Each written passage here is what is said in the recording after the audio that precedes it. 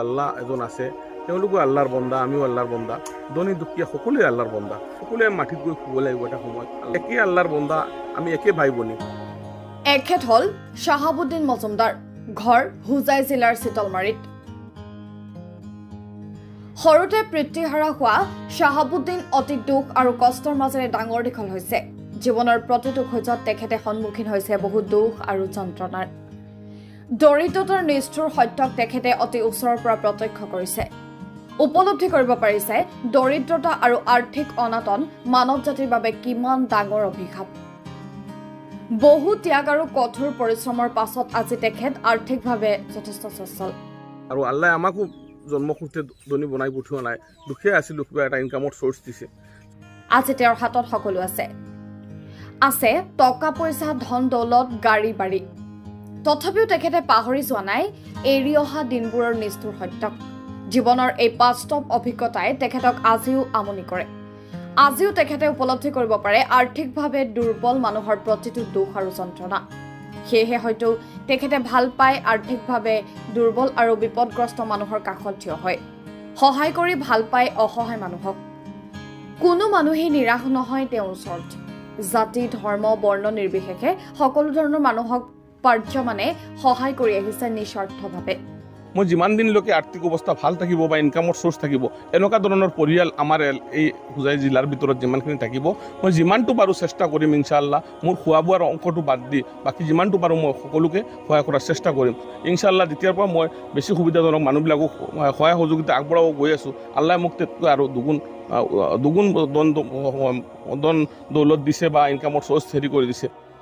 আজি আহি তেখেত উপস্থিত হৈছে এনে দুটা পৰিয়ালৰ কাষত, যি পৰিয়ালৰ মূল উপাৰ্জনকাৰীৰ অকাল মৃত্যু হৈছিল অৰুণাচলৰ এক দুৰ্ঘটনাত। পৰিয়ালৰ প্ৰধান উপাৰ্জনকাৰীৰ আকস্মিক মৃত্যুত এক হাহাকাৰ পৰিস্থিতিৰ সৃষ্টি হৈছে পৰিয়াল দুটাৰ মাজত। খবৰটো শুনাৰ লগে লগে এনেদৰে বিভিন্ন ধৰণৰ খাদ্য সামগ্ৰী লৈ উপস্থিত হৈছে দুৰ্ভগীয়া পৰিয়াল দুটাৰ কাষত। সান্ত্বনা প্ৰদান কৰিছে অসহায় পৰিয়াল দুটাৰ সদস্যসকলক। এনেদৰে অসহায় পৰিয়াল দুটাৰ এই চৰম বিপৰ্যয়ৰ মাজত সহায়ৰ হাত আগবঢ়াই মানৱ দৰদী শাহাবুদ্দিন মজুমদাৰে দাঙি ধৰিছে মানৱতাৰ এক উৎকৃষ্ট নিদৰ্শন। তেওঁৰ মানৱ সেৱাৰ এই নিদৰ্শন আমাৰ বহুতৰে বাবে প্ৰেৰণাৰ উৎস। হয়, আজি এই গাঁওখনত যোৱাকালি একেলগত দুজন মানুহ অৰুণাচলত ইন্তেকাল হৈছিলে। যোৱা পৰহি দিনা তেওঁলোকৰ জানাজা কৰিলে। যোৱাকালি উদমাৰী এটা ঘৰত মই গৈ আহিছিলোঁ যমুনা গাঁৱৰ। তাত গম পালোঁ যে ইয়াতো এজন মানুহ ইন্তেকাল হ'ল। ইয়াত আহি গম পাওঁ যে এখেতৰ 3জন ল'ৰা ছোৱালী, এজন ল'ৰা আছেও যদি 10-12 বছৰৰ, ল'ৰাজন বেমাৰ, বিকলাংগ টাইপৰ, আৰু 2জনী ছোৱালী সন্তান। আৰু বাকী ঘৰবাৰীৰ অৱস্থা যি দেখিলোঁ, আৰ্থিক অৱস্থা খুব দুৰ্বল হয়। কথাটো দুৰ্বল, আৰ্থিক অৱস্থা দুৰ্বল বা গৰীব দুখীয়া মানুহ হ'লেহে বিদেশত কাম কৰিবলৈ যায়। অৰুণাচলত কিবা এটা টেংকিৰ চাটাৰিং খোলোতে অঘটন হ'ল, গেছ হৈ পেলাই হয়তো ইন্তেকাল হ'ল তেওঁলোকৰ 2জনৰ। আল্লাহৰ ওচৰত আমি দোৱা কৰোঁ তেওঁলোকক বেছ নচিব কৰক।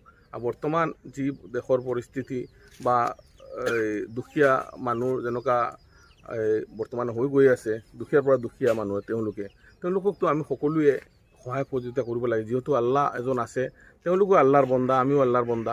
ধনী দুখীয়া সকলোৱে আল্লাহৰ বন্দা। আৰু আমি সকলো ধনী দুখীয়া ইন্তেকাল হ'লে আঢ়াইহাত মাটিৰ তলত সকলোকে আপোনাৰ খবৰ দিবই লাগিব। তাত কাপোনখন লৈ যাওঁতে আমি সকলোৱে হয়তো কোনোবা 500 টকাৰ দামৰ বেছি কাপোন লৈ যাব, কোনোবা 500 টকাৰ কমো লৈ যাব, কিন্তু সকলোৱে মাটিত গৈ শুব লাগিব এটা সময়ত। আল্লাহৰ আখেৰাতৰ দিনো আমাৰ সকলোৰে আল্লাহ আমাক চাব। গতিকে আমি ভাবোঁ এনেকুৱা দুখীয়া ধৰণৰ মানুহবিলাকক, যিহেতু আল্লাহে দুখীয়া বনাই পঠিয়াইছে তেওঁলোকক, আৰু আল্লাহ আমাকো জন্মসূত্ৰে ধনী বনাই পঠিওৱা নাই, দুখীয়া আছিলোঁ, কিবা এটা ইনকামৰ চ'ৰ্চ দিছে। যদি আমি একে আল্লাহৰ বন্দা, আমি একে ভাই ভনী, আমি সকলোৱে আল্লাহৰ বন্দা বুলি আমি সকলোকে কওঁ। নিজে ভাই ভনীৰ নিচিনা সকলো মহিলা বা ভাই ককাই একে ককাই। গতিকে এজনে আনজনক চাব লাগে। মই ভাবোঁ